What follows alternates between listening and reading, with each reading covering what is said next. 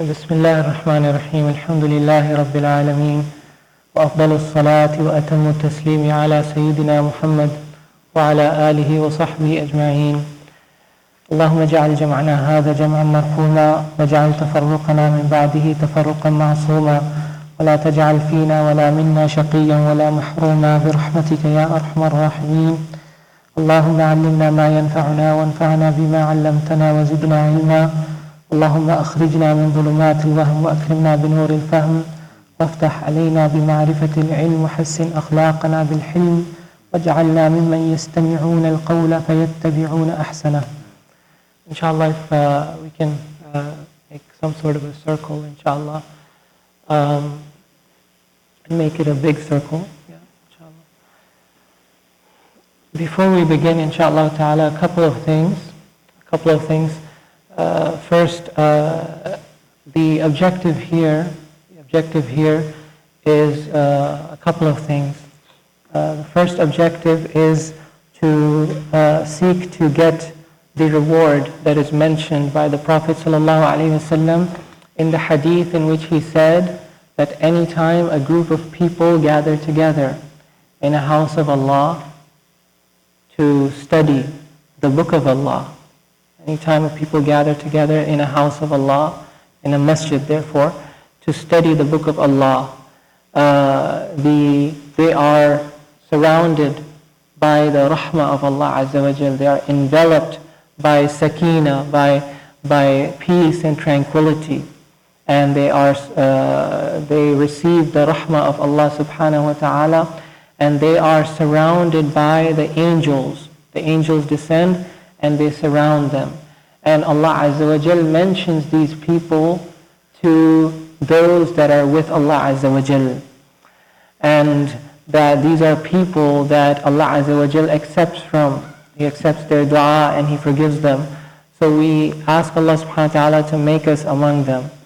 That's one of the objectives of this dars. And the other objective is to obey the command of Allah Azza wa Jal that He mentions in the Quran several times when He says, أَفَلَا يَتَدَبَّرُونَ الْقُرْآنَ أَفَلَا يَتَدَبَّرُونَ الْقُرْآنَ Don't they reflect on the Quran? And tadabbur begins by understanding the meanings of the word of Allah.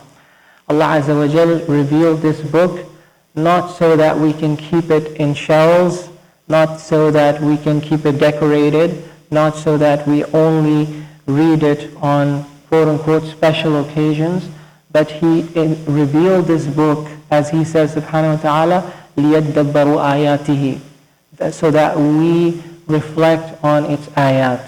And again, the beginning of that is to understand what the book says. So that's the objective, insha'Allah ta'ala. Now, the book of Allah Azza wa Jal is filled with meanings. It's full of guidance, and it has layers upon layers of meanings. And sometimes Rasulullah sallallahu alayhi wasallam would spend the whole night reciting one ayah and repeating it again and again and again. And the Sahaba would do the same thing sometimes. Yesterday we were talking about Imam al-Nawawi, and we talked about how he one time was seen repeating the same ayah again and again. And that's because even one ayah of the Quran has meanings that we can reflect on for an entire night. Like the first surah, for example, Surah Al-Fatiha, is a surah that we can spend weeks talking about it. Our ulama have written books just dedicated to the tafseer of Surah Al-Fatiha. So the objective in this dars is not to do that. The objective in this dars is not to go into a lot of depth and a lot of detail, because then we would not be able to move forward in the Quran. There are other occasions for that. That's highly recommended to do as well. But we are not going to do that. What we are going to do is we're going to move relatively quickly, because what we want to do is we want to develop a habit. And we want to develop a habit to read the Quran with understanding from the beginning to the end, and do that again and again in our lives. So this is a dars in which I hope that we can realize that this is not something that is so difficult to do. That this is something that we can do, inshallah ta'ala, that we can read the Quran quickly with some basic understanding, inshallah ta'ala. So we will go at a moderate pace, inshallah, not too fast and not too slow. Not too fast and not too slow. And like I mentioned, that we will sit until sunrise, inshallah ta'ala. So whatever we can cover in that period of time, inshallah ta'ala. And as we're going through it, if you have a question regarding something that you didn't understand, you can stop me and we can discuss it, inshallah. But for more detailed type of questions, if you can wait until we come to the end, inshallah, so that we cover a good portion of it, bi'idhnillahi ta'ala, before we can get into involved sort of questions. Okay? So are there any questions before we begin, inshallah? Khair. So Allah subhanahu wa ta'ala says, Bismillahir Rahmanir Rahim. In the beginning of Surah Al-Fatiha, Surah Al-Fatiha is the first surah of the Quran, and the Prophet ﷺ used to say about this surah, once he said to a companion that لَأُعَلِّمَنَّكَ سُورَةً هِيَ أَعْظَمُ السُّوَرِ فِي الْقُرْآنِ الْحَمْدُ لِلَّهِ رَبِّ الْعَالَمِينَ. He said to him that I will teach you a surah that is the greatest surah of the Quran, and that is Alhamdulillahi Rabbil Alameen. So Surah Al-Fatiha is the greatest surah of the Quran, and it has many names. The most common name that it has is Al-Fatiha, which means the opening, because this is what opens the Quran. But it has other names as well. It's also called Kitab. It's also called As-Sab'u al-Mathani, Al-Shafiya, Al-Wafiya, Al-Kafiya, Al-Asas, Al-Hamd, and so on. In fact, some of the ulama have mentioned more than 12 names for this surah. But the most famous name, as you know, is Surah Al-Fatiha, Al-Fatiha, the opening. It begins by Bismillahir Rahmanir Rahim, which means in the name of Allah, the most gracious, the most merciful. And what this means when we say Bismillah, it means that we are seeking Allah's help when we are beginning something. Bismillahir Rahmanir Rahim, that I begin with the name of Allah, seeking His help, subhanahu wa ta'ala. And then it says, Alhamdulillahi Rabbil Alameen. Alhamd means praise. And it's different from a shukr. A shukr is thanks. When we say a shukr, we are thanking someone for something that they have done to us.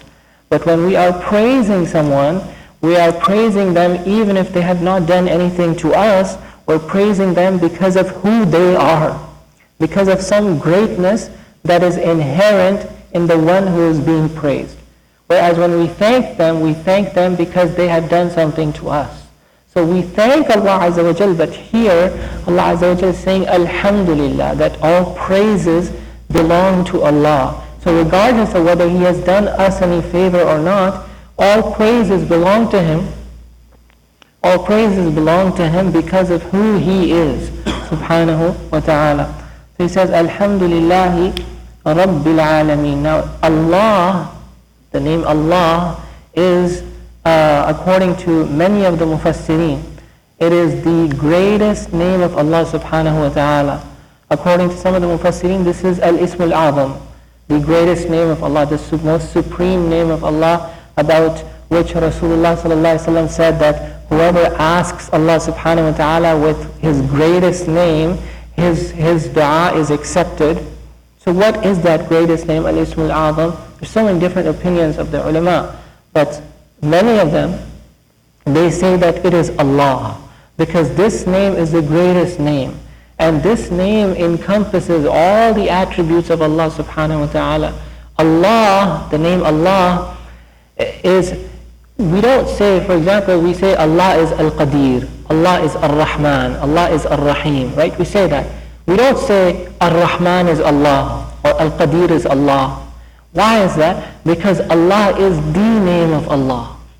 Allah is the name of our Lord subhanahu wa ta'ala. And we describe Him with other names. We describe Allah with other names. But Allah, the name Allah, contains all of them. All of the attributes of majesty and beauty are contained within this name Allah. And so it is the greatest of His names and the most comprehensive of His names. So Alhamdulillahi Rabbil Alameen. The word Rabb that we translate, yes. Yes. Yes. Because it contains in it the meaning of shukr and more.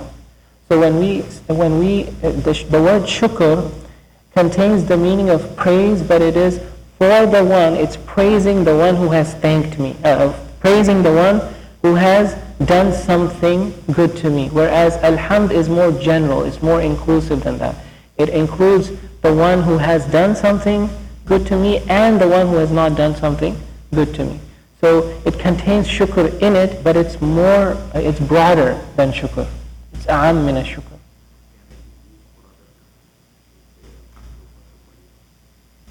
Can we say we praise someone else? We can't say alhamd for someone else because alhamd means all praises. And all praises are only reserved for Allah Azza wa Jal. But we can do hamd. We can praise other people and other creatures of Allah Azza wa Jal. We can praise them. But when we say alhamdulillah, but all praises are only reserved for Allah subhanahu wa ta'ala. So Rabb comes from the same root as the word tarbiyah. Rabb comes from the same root as the word tarbiyah because Allah subhanahu wa ta'ala is the Rabb. He is the one who does tarbiyah of His creation. What does tarbiyah mean? Tarbiyah is a very difficult word to translate, but we all understand what tarbiyah means. Tarbiyah is to raise up someone and make sure that all their needs are taken care of and that they are raised up in a good way, in a perfect way. So Allah Azza wa Jal is our guardian.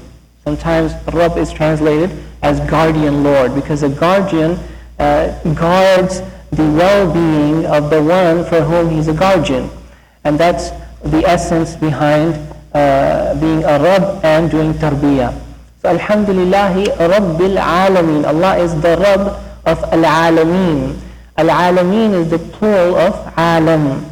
And Al-Alam is a world. The world is Alam. So Alameen is worlds. And what this is alluding to is the different worlds that Allah Azza wa Jal has created. So He has created the world of human beings. He's created the world of jinn. He's created the world of angels. He's created the world of shayateen, and so on. So Allah Azza wa Jal is the Rabb of all the worlds that exist. Rabbil Alameen. Now what's interesting also is that the word alam, which means the world, it comes from the same root as the word alama. Alama. And what's the meaning of alama? Sign. Alama is a sign. When there's a sign that points me in a certain direction, I called it hadihi alama. This is a sign.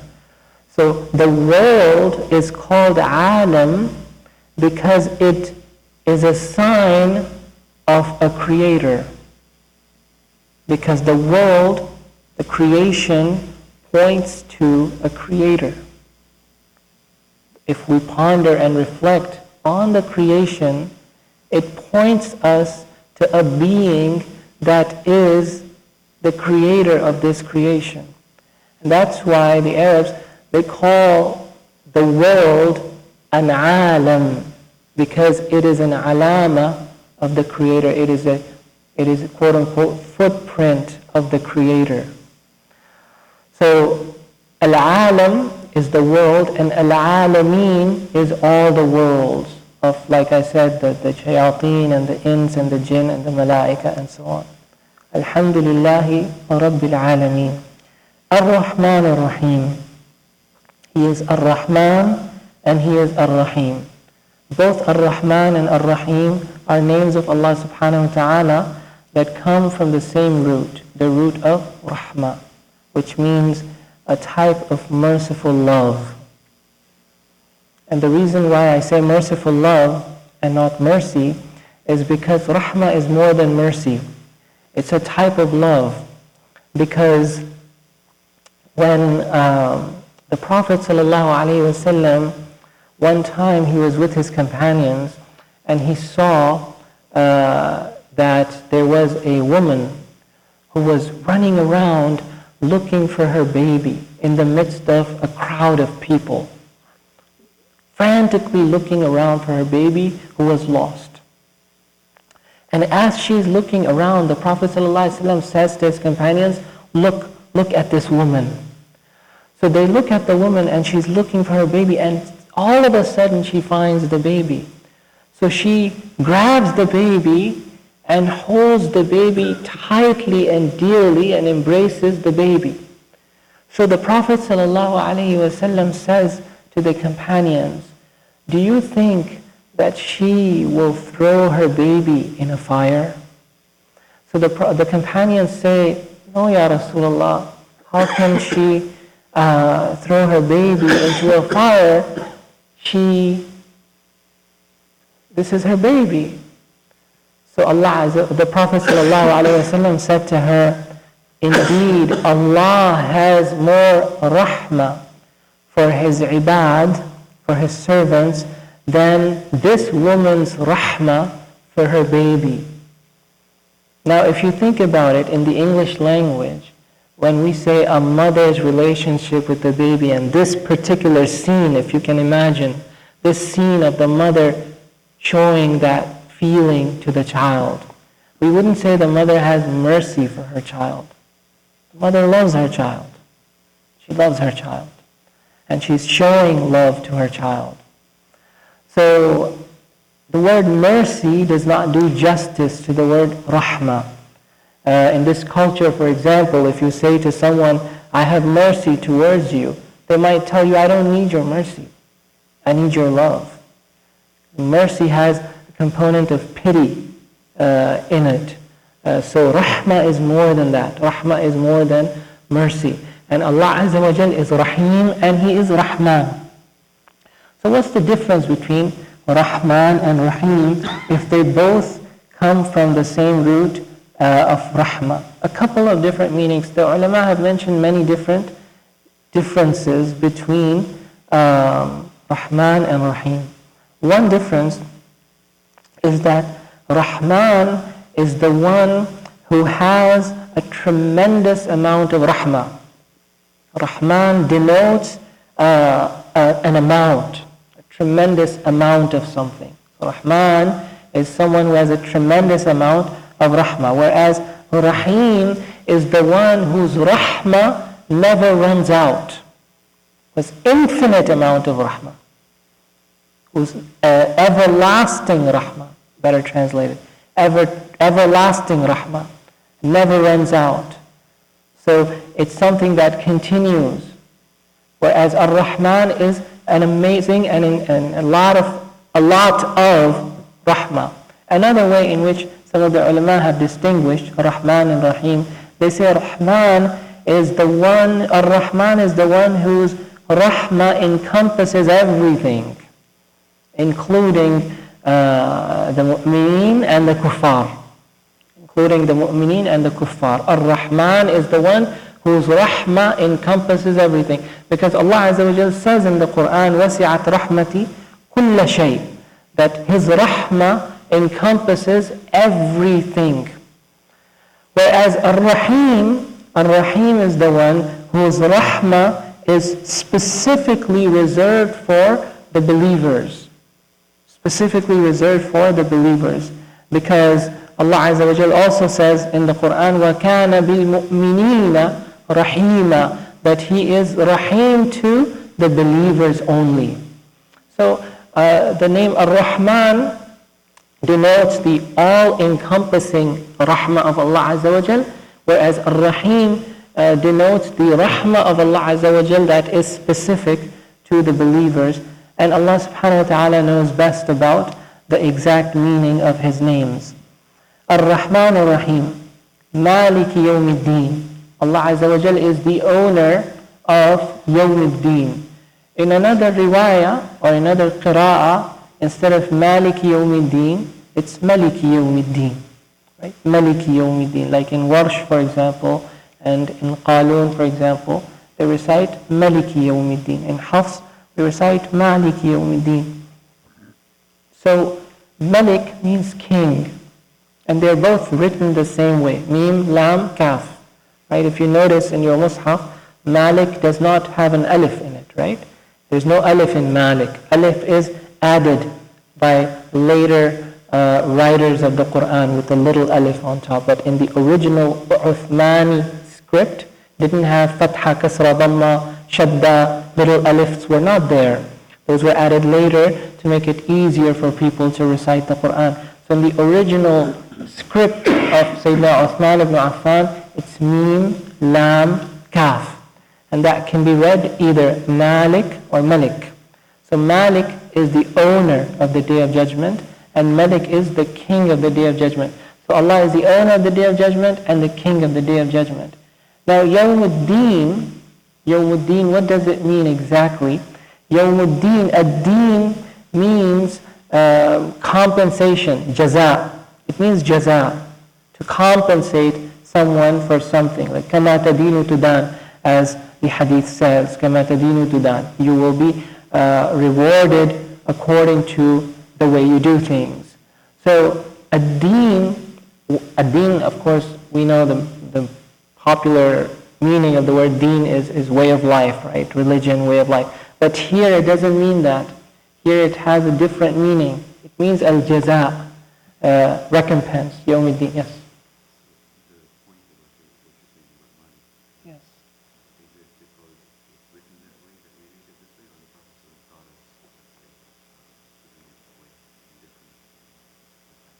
No, both of these recitations, Maliki Yawmiddin and Maliki Yawmiddin, come from the Prophet ﷺ, taught to the Sahaba from the Prophet ﷺ, transmitted to us through tawatur, through mutawatir chains of transmission.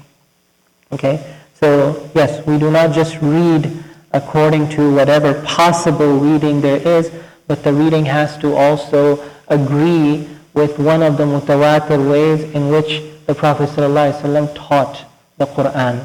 But it was written that way, to include both the recitations that were taught by the Prophet ﷺ. That's why Uthman radiallahu ta'ala anhu, the committee that he had made to write the Quran, wrote it that way, so that it included both ways in which the Prophet ﷺ used to recite the Quran.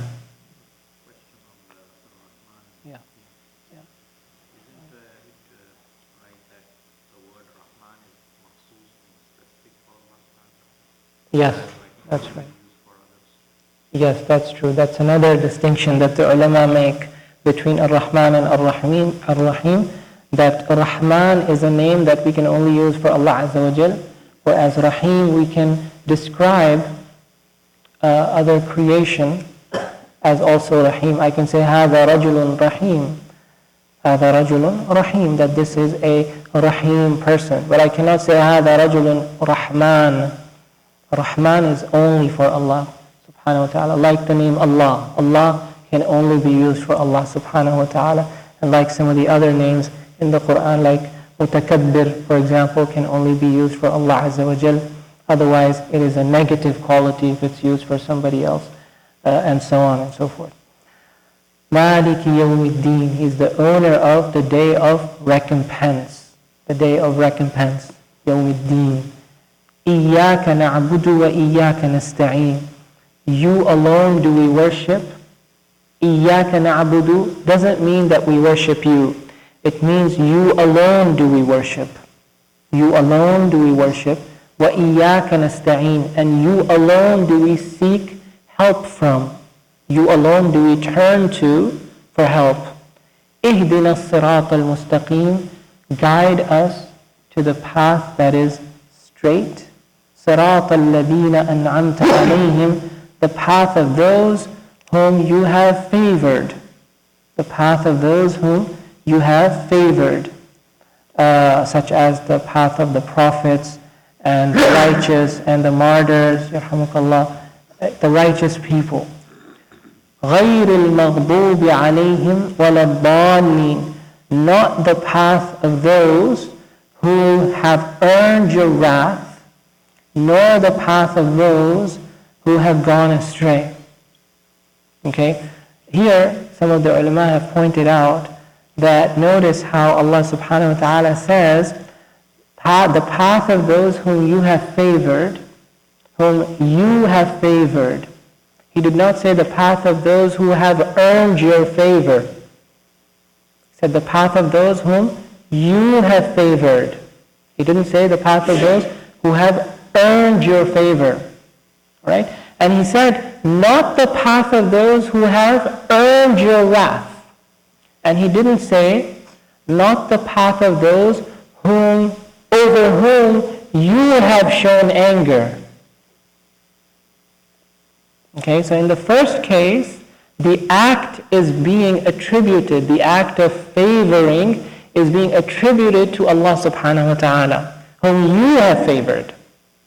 Whereas later, the act of anger is being attributed to the one who is receiving it by saying, those who have earned your anger. And why is that? Because this is again teaching us something. Allah Azza wa Jalla is teaching us how to have proper adab with Him. That when it comes to positive things, we attribute them to Allah subhanahu wa ta'ala. But when it comes to negative things, we do not attribute them to Allah Azza wa Jalla, we attribute them to ourselves. Okay? And that's what the Prophet ﷺ also used to teach when he would say, for example, الْخَيْرُ كُلُّهُ بِيَدَيْكَ وَالشَّرُّ لَيْسَ إِلَيْكَ, that all goodness belongs to you, Ya Allah, and evil is not attributed to you. Even though everything comes from Allah subhanahu wa ta'ala. Everything. Allah Azza wa Jalla is the one who causes people to become ill. But Ibrahim alayhi salam did not say, when you make me ill. He said, when I become ill. وَإِذَا مَرِضْتُ فَهُوَ يَشْفِينَ. Then He is the one who grants me cure. When it comes to granting cure, He attributes it to Allah Azza wa Jalla. But when it comes to becoming ill, He says, when I become ill. So this is proper adab with Allah subhanahu wa ta'ala. It's not, quote unquote, wrong to say that Allah causes illness, because it's a true statement. It's a true statement. Who else causes illness? It's not Allah Azza wa Jalla. Okay? Is there anyone besides Allah Azza wa Jalla who causes anything in this universe? No. Everything happens by the will and permission of Allah Azza wa Jalla. But out of adab, out of etiquette with Allah subhanahu wa ta'ala, we do not attribute to Him things that are considered evil.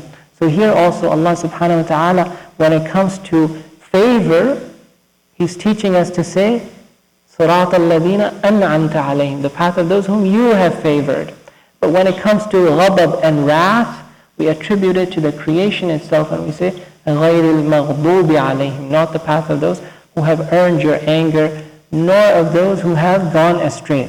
وَلَا الضَّالِّينَ. Ameen. The next surah is Surah Al-Baqarah. Surah Al-Baqarah is named after... Yes. More clarification on this Surah Al-Fatiha, 6 or 7 verses. Yes. On all the others, we only have, we don't count Bismillah. Now, when we pray, what is the difference in some people they start with Bismillah maybe silently or loud? So does that mean that it's not complete if you have 6 verses, 7 verses?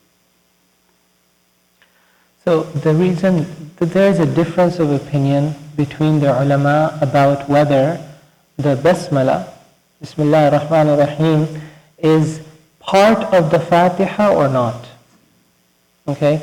Is it the first ayah of Surah Al-Fatiha, or is the first ayah of Surah Al-Fatiha Alhamdulillahi Rabbil Alameen?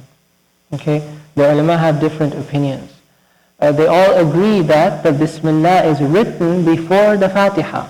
They all agree about that. That Bismillah is written at the beginning of Surah Al-Fatiha. But is it written as a separate ayah? And the Fatiha is a surah by itself that begins with Alhamd and ends with Ad-Dallin? Or is the Bismillah also part of Surah Al-Fatiha? So that's where they differ. So if you consider Bismillah ar-Rahman ar-Rahim to be the first ayah of Surah Al-Fatiha, then the numbering begins there. And that's why in some of the copies that you have, the first ayah is Bismillah ar-Rahman ar-Rahim. But in other copies, like the one I see here, for example, the first ayah is Alhamdulillahi Rabbil Alameen. Okay, the first ayah is Alhamdulillahi Rabbil Alameen. Anybody has a copy of the Quran that begins, the first ayah is Alhamdulillahi Rabbil Alameen? Anybody? One over here, right? Yeah. So usually the Indo-Pak copies of the Quran, the first ayah is Alhamdulillah, meaning the number one appears after Alhamdulillah Rabbil Alameen. Bismillah is considered separate from the Surah Al-Fatiha.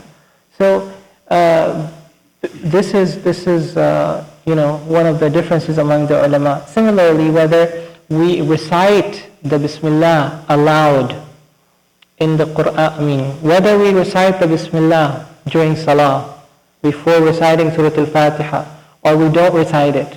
And if we recite it, do we recite it out loud or silently? This is a difference of opinion among the ulama. Some of the ulama, like Imam Malik rahimahullah ta'ala, he didn't consider the Bismillah to be part of Surah Al-Fatiha. And therefore he would say that you don't recite Bismillah ar-Rahman ar-Rahim. Say Allahu Akbar, Alhamdulillahi Rabbil Alameen. You don't recite Bismillah ar-Rahman ar-Rahim. Okay, because he did not consider that to be part of Surah Al-Fatiha. You don't recite it out loud or silently. You don't recite it at all, according to Imam Malik. According to other ulama, you recite it, but you recite it softly, silently. Like Imam Abu Hanifa rahimahullah ta'ala. That's his opinion. That you recite Bismillah ar-Rahman ar-Rahim softly, but then you recite Surah Al-Fatiha loudly, if it's a loud prayer. And then other ulama had the opinion that you recite it out loud, just like you recite the rest of the surah out loud, because it is part of Surah Al-Fatiha. It is the first ayah of Surah Al-Fatiha, so it needs to be treated just like the other ayat of Surah Al-Fatiha. And then there were other aqwal of the ulama as well. Some of them said you recite it loud sometimes, you recite it softly sometimes. Okay? They tried to reconcile between the different things that have been transmitted from the Prophet ﷺ, how he used to recite. But even among the Sahaba we find differences. Among the companions we find differences about whether to recite the Fatiha, whether to recite the Basmala out loud or silently in the prayer. And Allah subhanahu wa ta'ala knows best. Maybe you can explain, if you start from Alhamdulillah, how do you count 7? If you start from Alhamdulillah, then the first ayah is Alhamdulillahi Rabbil Alameen, and the rest of the ayat are the same except for the last ayah. If you look in the Mus'haf that you have, صراط الذين أنعمت عليهم غير المغضوب عليهم ولا الضالين. This is one ayah in the Mus'haf that most of you have in front of you, right? This is one single ayah, صراط الذين أنعمت عليهم غير المغضوب عليهم ولا الضالين, right? But in the other way of numbering, this is broken into two ayat. صراط الذين أنعمت عليهم, there is that's the end of an ayah. And then غير المغضوب عليهم ولا الضالين, that is a separate ayah. So that's how it still comes to 7 ayat. Regardless of whether you start from the Bismillah or start from Alhamdulillah, in the end, it's still 7 ayat, according to both ways of counting. Sometimes they put a piece in the Indo-Pak, they put a fine, kind of fine. Yes, To show that some recitation there is an ayat. that's right, yes. Yes. The next surah is Surah Al-Baqarah. Surah Al-Baqarah is named after the cow. And it's the cow that was worshipped by the the Bani Israel, the children of Israel, whose story comes later in the surah, Surah Al-Baqarah. So it begins by saying again, Bismillah ar-Rahman ar-Rahim. Now, some virtues of this surah has a lot of virtue. The Prophet ﷺ used to say, لا تجعلوا بيوتكم مقابر إن الشيطان ينفر من البيت الذي تقرأ فيه سورة البقرة. He used to say, ﷺ, the hadith in Muslim and Tirmidhi, that do not make your houses into graveyards. Do not turn your homes into graveyards. Indeed, the shaitan runs away from a home in which Surah Al-Baqarah is recited. Okay? So if we recite Surah Al-Baqarah in our homes, the shaitan runs away. And this is of course talking about shayateen al-jinn, the bad jinn, the shayateen among the jinn. They run away from homes in which Surah Al-Baqarah is recited. And that's why it's a good practice when we move into a new home to recite Surah Al-Baqarah in the home, so that if there is an infestation of shayateen in the home, that they will leave, that they will run away from that place. But in general also, we should also recite Surah Al-Baqarah in our homes to maintain barakah in the home and to keep it protected from the shayateen. The surah, after beginning with Bismillah ar-Rahman ar-Rahim, the first ayah is Alif Lam Mim. Alif Lam Mim. And many of the surahs of the Quran begin with letters like this: Alif Lam Mim Ra, Alif Lam Ra, Ha Mim, Yasin, Ta Sin Mim, and so on, right? These letters. So, what is the meaning of these letters? Allah subhanahu wa ta'ala knows best what the meaning of these letters is. But what has been pointed out by some of the ulama is that these letters appear at the beginning of the surahs to indicate something to the listener and the reader. Now remember that these ayat were revealed to the Prophet ﷺ, and he was reciting them to a group of Arabs who were not believing in his message, who were denying his message. And the Quran, one of the things that it did was that it convinced the Arab listeners about the truth of this message by the power of eloquence. Because the Arabs of the time took pride in their eloquence, very eloquent people. And so the Quran came down in an extremely eloquent fashion, which became a way of convincing the Arabs that this speech cannot be from a human being, because we're all eloquent people. We know what eloquence is, and this is a level of eloquence that is unmatched by any human being. So in this way, the Quran would convince and pierce, penetrate the hearts of the Quraysh, the disbelievers. So Alif Lam Mim or Ha Mim or Yasin, these letters, they are a subtle indication to those eloquent Arabs. And they're saying to them, look, this book comprises of the same letters that you use. It comprises of Alif and Lam and Mim and Ha and Mim and Ta and Sin and Qaf and Nun and so on. Same letters that you use in your language. And so if it is the work of a human being, then go ahead and produce something like it, because it's using the same letters that you're using. Okay? So these letters, according to these ulama who have pointed this out, they say that these letters are a subtle indication from Allah Azza wa Jal that this book is not the work of a human being. That this book cannot be imitated by anyone. Inimitable book. Even though it uses the same letters that we use, we still cannot produce something like it. So this is, and one of the reasons why this is very convincing, this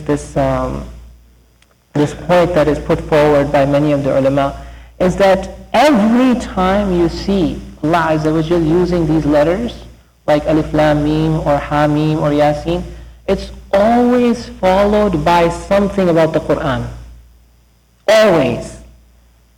These ayats in which these huruf al-muqatta'a are used, always followed by something about the Quran, as if Allah Azza wa Jal is pointing to the Quran and saying, look, this Quran is composed of these letters. So if you think that this is the work of a man, produce something like it. Even here, Alif Lam Mim, ذَلِكَ الْكِتَابِ, right? Referring to the book, the Quran. ذَلِكَ الْكِتَابُ لَا رَيْبَ فِيهِ هُدًى لِلْمُتَّقِينَ. That is the book in which there is no doubt guidance for the muttaqeen. There is guidance for those who have taqwa. So it's almost time for shuruq, right? What time is shuruq? 6:39 is sunrise. The actual time of sunrise is 39 or 30?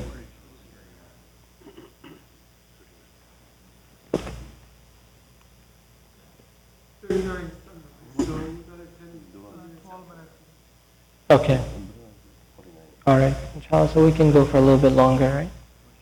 Yes. So these letters you mentioned, you see a lot of the time these people put on the door or hanging in the car. What is this about? Is it the barakah to just look at it and read it? That's what some people say. I have no idea where they get that from. Yeah. Because the meaning of these letters is not known, sometimes some ulama have advanced some secret meanings behind these letters. Some secret meanings behind these letters. Because the meaning is, to be honest, secret. Allah did not reveal the meaning of these letters, right? So what is the secret behind these letters? Some of the ulama of the past have conjectured into that. And some have even claimed that they have been inspired by Allah Azza wa Jal with certain meanings of these letters that are beneficial to the ruh, that are beneficial to the health, and so on. So some of them have come up with these writings that if you put them in your home and you look at them, that there's a secret effect that these letters have upon your ruh and upon your body. Is it possible? It's possible, because the Quran has shifa. The Quran is shifa for the body, it's shifa for the ruh, right? But Rasulullah ﷺ did not teach that this particular ayah has this particular type of shifa or type of effect. So we can't say that for sure, because that's not coming from Rasulullah ﷺ. But is it possible? Yeah, it's possible. Is it possible for a person to learn something from Allah Azza wa Jal that the Prophet ﷺ did not teach, as long as it doesn't contradict with something that the Prophet ﷺ taught? It's possible. I mean, there is a hadith attributed to the Prophet ﷺ. Some of them say it's an athar of one of the Sahaba, but the meaning is definitely correct, in which the Prophet ﷺ is reported to have said, مَنْ يَعْمَلْ بِمَا يَعْلَمْ وَرَّثَهُ اللَّهُ عِلْمَ مَا لَمْ يَعْلَمْ. مَنْ عَمِلَ بِمَا يَعْلَمْ. مَنْ عَمِلَ بِمَا يَعْلَمْ وَرَّثَهُ اللَّهُ عِلْمَ مَا لَمْ يَعْلَمْ. That those people who act upon what they know, who live by what they know, Allah Azza wa Jal teaches them that which they don't know. Okay? So if we act upon the little knowledge that we have received, Allah Azza wa Jal opens His divine gates of wisdom to us and teaches us things that we don't know. Like that Sahabi, for example, who knew somehow that Surah Al-Fatiha contains shifa. And so he went and he did ruqya on somebody, reciting Surah Al-Fatiha, and the person was cured. The Prophet ﷺ said to him, how did you know that Surah Al-Fatiha contains shifa? Because he had not taught that to the Sahabi. But the Sahabi had learned that, Allah Azza wa Jal had taught him that.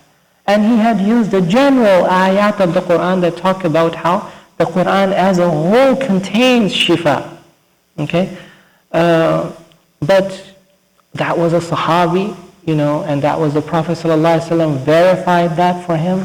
As for now, modern day, quote unquote, scholars or ulama who come up with these things, I say, just be very careful. Be very careful.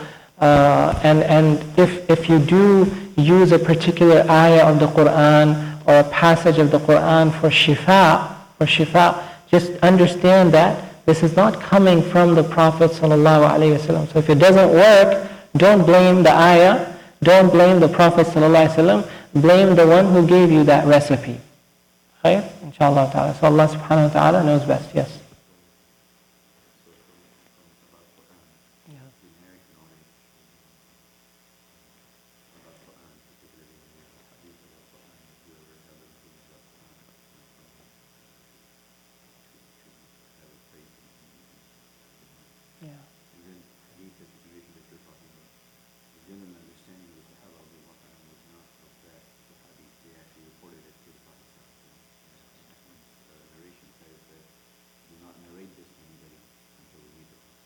Yes, that's right. Yeah.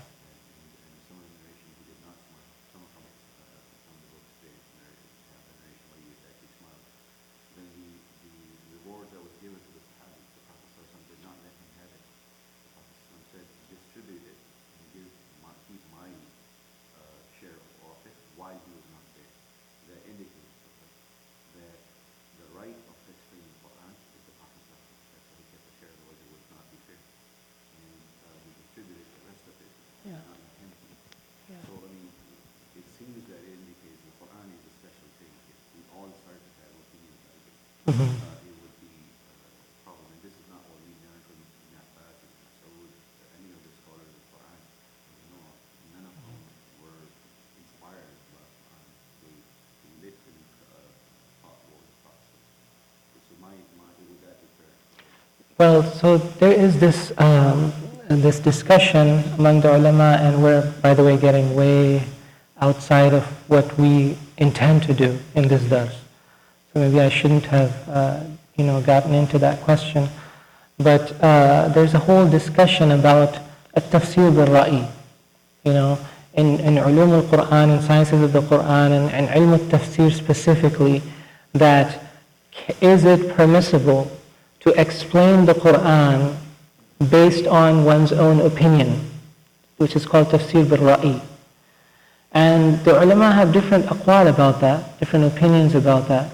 But what seems to be the majority view, Allahu A'lam, according to my recollection, is that Tafseer bil-Ra'i is permissible, but only with certain qualifications. And the proof of that is that the Sahaba themselves would do Tafseer bil-Ra'i. If we go to the big books of Tafseer like Al-Tabari or Al-Qurtubi and so on, we find for many, many ayat of the Quran, the Sahaba have their own interpretations of those ayat, and oftentimes they differ with each other, which shows that they did not get that interpretation from the Prophet ﷺ, that this is their own ijtihad and their own opinion about the ayah. So they permit it, but with certain conditions, and the conditions are that the person who interprets the Quran like that, according to his own opinion, has to be a qualified scholar. So it's not up to us, for example, us lay people, to go and say, I believe this is what the ayah means. I believe, my opinion, this is what the ayah means. I cannot do that. Only the scholars of the highest caliber who have studied the sunnah of the Prophet ﷺ, who have studied the Quran, can do that. Okay? So if those qualifications are met, then they allow it for those people. So, there is some difference of opinion, but as far as I remember, this is the majority view about at-tafsir bil-ra'i. Wallahu ta'ala. This seems to be different. You're right from that perspective. Linguistically, somebody can do it. Yeah. The word itself has many different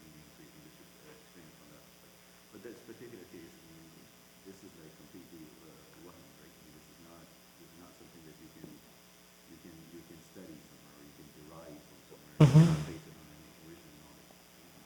Like if you say that this name is going to do this for me, Right. that's a little bit of a difference between that interpretation and this. For ruqya purposes, what the ulama say is that it's like medicine, that Allah Azza wa Jal has sent down a cure for every disease, right? Allah, the Prophet ﷺ says that for every disease, Allah Azza wa Jal has sent down a cure, a medicine. So it's up to the doctors to discover which medicine cures which disease. And it's permissible for the doctors to experiment with the different medicine, and it's possible for a doctor to discover that a particular medication can cure a particular disease. So similarly, they say that the Quran contains shifa for the qulub and for the amrad of the badan also, the illnesses of the heart and the illnesses of the body. But which passage of the Quran contains a shifa for which type of disease, that the ulama say that is left for people to discover on their own. And that's why you find many of the ulama, they will say that this passage of the Quran should be recited, for example, for jinn, for someone who is affected by a jinn, for example, certain passages of the Quran. They have discovered that through experience, through experimentation, that when they recite these particular ayat, because of the meaning that they contain, that they have a positive effect on the human being, on the person who's affected with that problem or with that difficulty. So there is no harm, inshaAllah ta'ala, if an alim carefully experiments with a certain ayah and through experience then discovers that this ayah has this benefit. And then if he discovers that, to prescribe that to other people, that this is from my own experience, this ayah produces this shifa. So from experience, they can say that it seems to work. But to say it in absolute terms would be something that would be wrong. Because then they would be coming up with something without having any basis for that. Wallahu ta'ala. Yes. Last question, inshallah.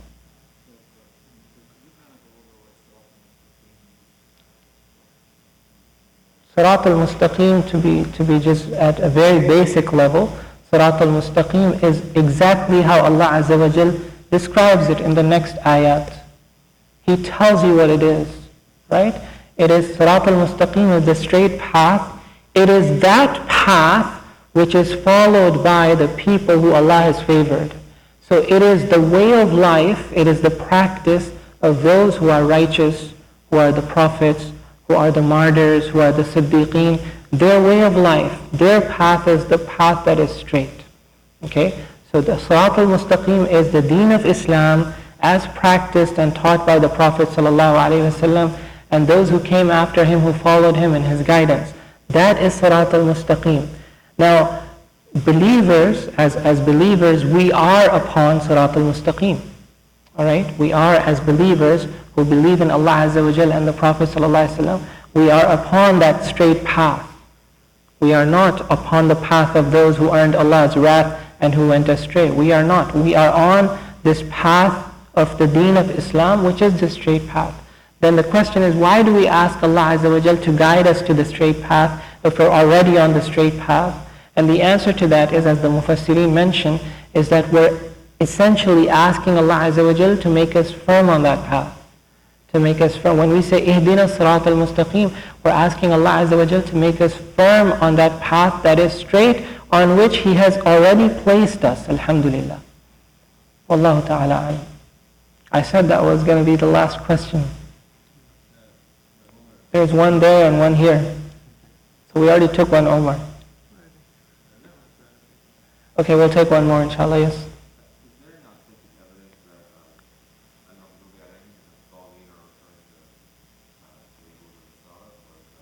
That's the aqwal. No, that's the aqwal of some of the Sahaba.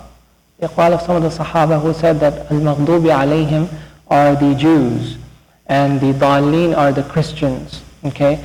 But keep in mind that when we have aqwal of the Sahaba like that, you find that all over the place, that this ayah refers to that, or this ayah means that. They don't mean that this only means that. They're giving an example of that, a very clear example of who are maghdubi alayhim. They're the Jews who are maghdubi. They are a group of people who earn the wrath of Allah Azza wa Jal. They're not saying that al-maghdubi alayhim specifically and only refers to the Jews, because Allah subhanahu wa ta'ala did not say the Jews. He said al-maghdubi alayhim. So anyone who acquires those attributes for which the Jews earn the wrath of Allah Azza wa Jal would fall under that category. And similarly, the Dallin, they say, an example of that, a prime example of that is the Christians are the Dallin. So this is the aqwal of some of the Sahaba. Wallahu a'lam. I don't believe it's a hadith. The Quran explains it about the ghadab in Allah. Yeah, about. Is there a hadith about that? Allahu a'lam. Maybe there is a hadith. Okay. So maybe the Prophet ﷺ then and said that, yeah, if you remember, yeah, inshallah. Wallahu a'lam. But I mean, like you said, it could be general also, but specifically also, because that's an attribute for Okay, yeah, no, definitely. I mean, it's more general. The ayah is more general, but if it is a hadith, then the Prophet ﷺ pointed out that maghdubi alayhim is the Jews and the Dallin are the Christians. Allahu a'lam. Last question, inshallah. Yeah. The thing which you explained, which is always the, it doesn't fit in my mind. How do you explain, like any right, would you have Quran explained by different scholars based on what their opinion is? It seems like that you're leaving the things open for the interpretation and creating a confusion, which we see around the world. That is the reason which I have in my limited understanding that Ibn Kathir has actually explained the Quran by other Bil-Quran. Bil Quran or ahadith, authentic hadith. Mhm. There are some of the shabihat in Quran, Yeah. which Allah has actually put to test Right. the believer. Right. So if you're going to leave this thing open, that Quran can be explained by any rai or opinion, then I think you are creating big trouble. Because for me, who does not have much understanding, can be, how I can actually say that this person is qualified, having a big beard and noor on his face, it does not actually make him, Yeah. people call them Jafar, Mufti, Ulma. And other thing which I have heard that Rasulullah said that if you are going to follow the fourth generation, instead of myself, Sahabi, Tabi, then you're going to be successful. If you're going to leave the things open for the people. He did not say that, but okay, yeah.